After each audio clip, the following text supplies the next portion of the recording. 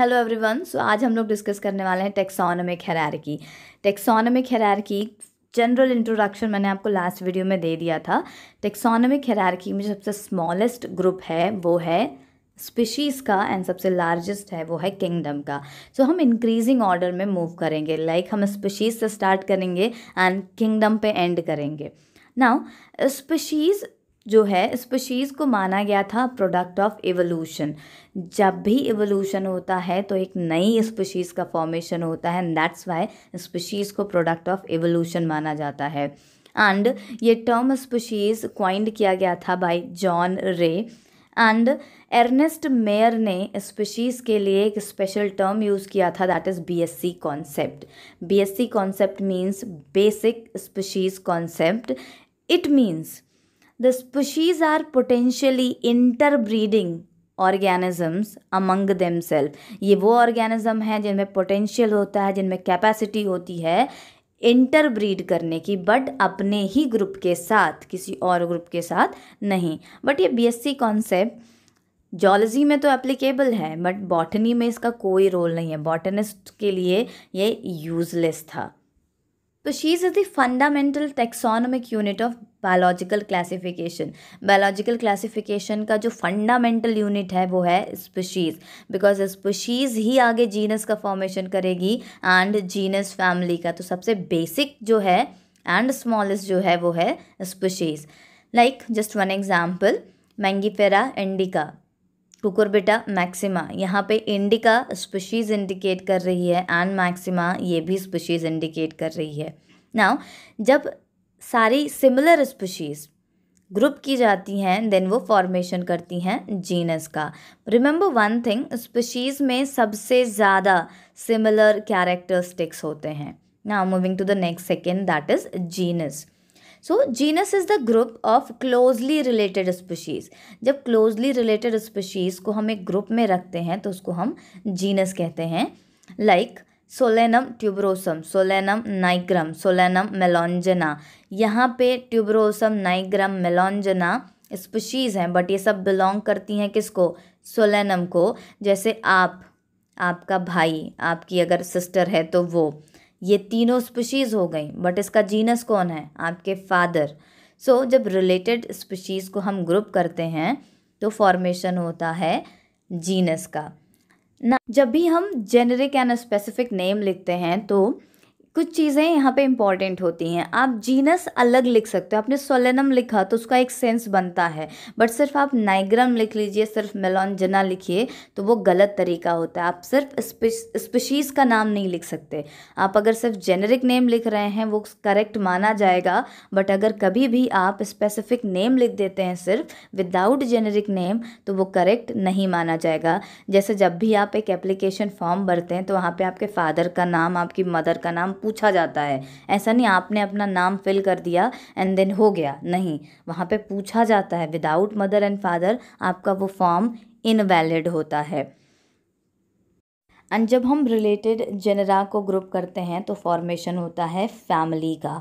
So now family, so family is the group of related genera and the name of family always end with a, like Gramineae, Solanaceae, Fabaceae. So हर किसी के and में ए आया है। सो अगर and होता है ये ए से then this indicates that it is family and all the related families are kept in another taxa, another group that's called order. So order is a group of related families. In order individuals में differ from each other, because अभी एक बड़ा group बन चुका है तो possibility है कि यहाँ पे इंडिविजुअल्स एक दूसरे से काफ़ी अलग हों। लाइक ऑर्डर कार्निवोरा, कार्निवोरा जो मीट खाने वाले एनिमल्स हैं उनको कार्निवोरा कहते हैं, उनके लिए एक पर्टिकुलर ऑर्डर बनाया गया है। एंड ये ऑर्डर कार्निवोरा इसमें इंक्लूड्स होती हैं families like felidae family and canidae family, that means cat की फैमिली एंड डॉग की फैमिली। ये दोनों एक दूसरे से डिफ़र है, शायद एक या दो फूड हैबिट्स इनमें मैच करती हैं। नेक्स्ट है क्लास। सारे रिलेटेड ऑर्डर्स प्लेस किए जाते हैं into the another group and that's called class. So class एक मेजर डिवीज़न है एंड स्पेशली एनिमल किंगडम में इसका बहुत ज़्यादा इंपॉर्टेंस है, बिकॉज ये बेसिस है फॉसिल स्टडी का। Like for example in animal there is a class called mammalia. Mammalia में कुछ ऑर्डर्स होते हैं like chiroptera and proboscidea, primates. Chiroptera means that bats की फैमिली हो गई, बैट वाला ग्रुप हो गया, and proboscidea that means elephant वाला ग्रुप हो गया, and primates that means humans का ग्रुप हो गया।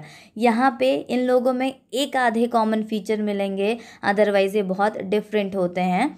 And it also help in the fossil study because कुछ ऐसे प्लांट्स हैं, कुछ ऐसे एनिमल्स हैं जो ऑलरेडी इंडेंजर्ड हो चुके थे या एक्सटिंक्ट हो चुके हैं, सो उनकी स्टडी के लिए भी यहाँ पे ग्रुप डिवाइड होता है। Next is phylum. This is the group of related classes. जब रिलेटेड क्लासेस को ग्रुप किया जाता है तो बड़ा ग्रुप बनता है फाइलम एनिमल में, एंड उसको हम डिवीज़न कहते हैं प्लांट में। So in animal like phylum arthropoda. Arthropoda that means ऐसे ऑर्गेनिज्म इसमें रखे जाएंगे जिनमें वो कॉमन फीचर्स, वो कॉमन कैरेक्टरिस्टिक्स होंगे like chitinous, exoskeleton and leg. Arthropoda में कॉकरोच आते हैं, हाउस फ्लाइज आती हैं, इन सब में सेम कैरेक्टरिस्टिक, सेम फीचर होगा, तभी वो इस फाइलम ऑर्थ्रोपोडा को बिलोंग करेंगे। And the last is kingdom.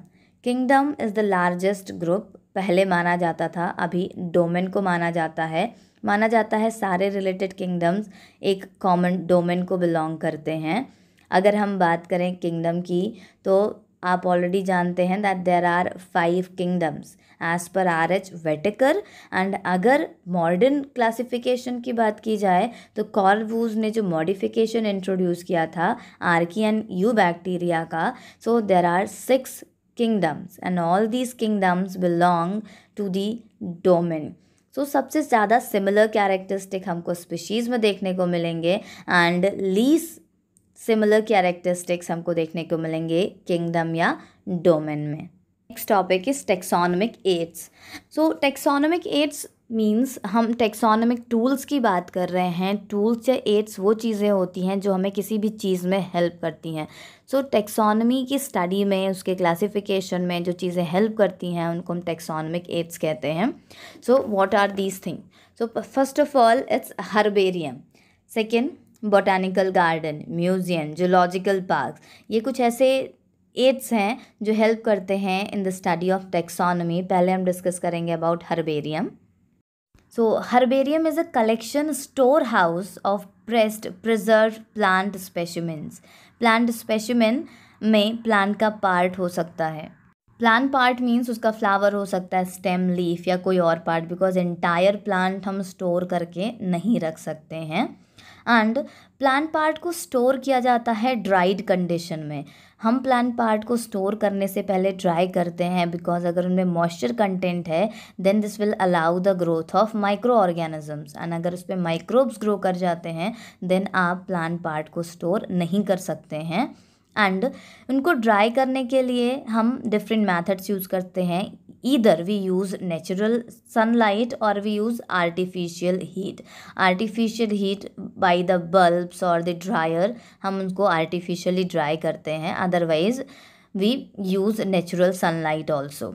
And एक बार जब वो ड्राई हो जाती हैं देन उनको हमें प्रेस करना होता है, माउंट करना होता है।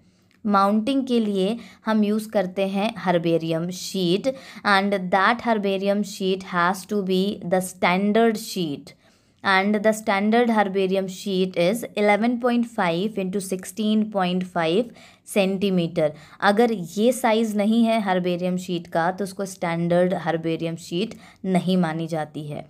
Once you mounted the plant part on that herbarium sheet, then you have to fill the labels. Labels वो होते हैं जिनमें कुछ डेटा आपको फिल करने होते हैं। Labels में बेसिकली कुछ इन्फॉर्मेशंस आपको फिल करनी होती हैं, like the name of the plant, the local name, its scientific name, its family, name of the collector, that means अगर आपने कलेक्ट किया है तो आपका नाम, day of collection. These are some labels which has to be labeled on that herbarium sheet। एक बार सारी labelling हो गई देन हमको इन शीट्स को अरेंज करना होता है, but for the arrangement we follow the system of classification and best system of classification है बेंथम एंड हुकर का for the arrangement of these herbarium sheet. Now सबसे लार्जेस्ट हर्बेरियम, सबसे बड़ा हर्बेरियम अगर कहीं प्रेजेंट है तो वो प्रेजेंट है Museum National de Histoire Naturelle Paris में. सो हर्बेरियम के कलेक्शन की इम्पोर्टेंस क्या है, why we collect the herbarium. See, herbarium हमें हिस्टोरिकल रिकॉर्ड प्रोवाइड करता है over the change of vegetation, कि एक पर्टिकुलर टाइम पीरियड में वेजिटेशन में क्या चेंजेस आए हैं, और अगर प्लांट किसी भी एरिया का एक्सटिंक्ट हो गया है या टुगेदर एक्सटिंक्ट हुई है कोई variety, we get the information about them also. And हमें प्लांट के ओरिजिनल डिस्ट्रीब्यूशन के बारे में भी पता चलता है. हमें ये भी पता चलता है कि इन्वायरमेंट का इफ़ेक्ट या क्लाइमेट का इफ़ेक्ट इन प्लांट्स के डिस्ट्रीब्यूशन पे कितना पड़ा है. एंड हर्बेरियम वाइबल सीड्स के कलेक्शन का भी काम करते हैं. हम हर्बेरियम में सीड्स को कलेक्ट करके रखते हैं जो फ्यूचर में जर्मिनेट कर सके, लाइक डेट पाम जो 2000 ईयर्स के बाद भी जर्मिनेट कर सकता है. कुछ ऐसे सीड्स हम वाइबल सीड्स को कलेक्ट करके हर्बेरियम में रख सकते हैं. Herbarium also provide the DNA of the plant and it helps in the molecular systematics या मॉलिक्यूलर फाइलोजेनी में भी ये हेल्प करता है. So this is about herbarium. Next topic we will discuss in the next video.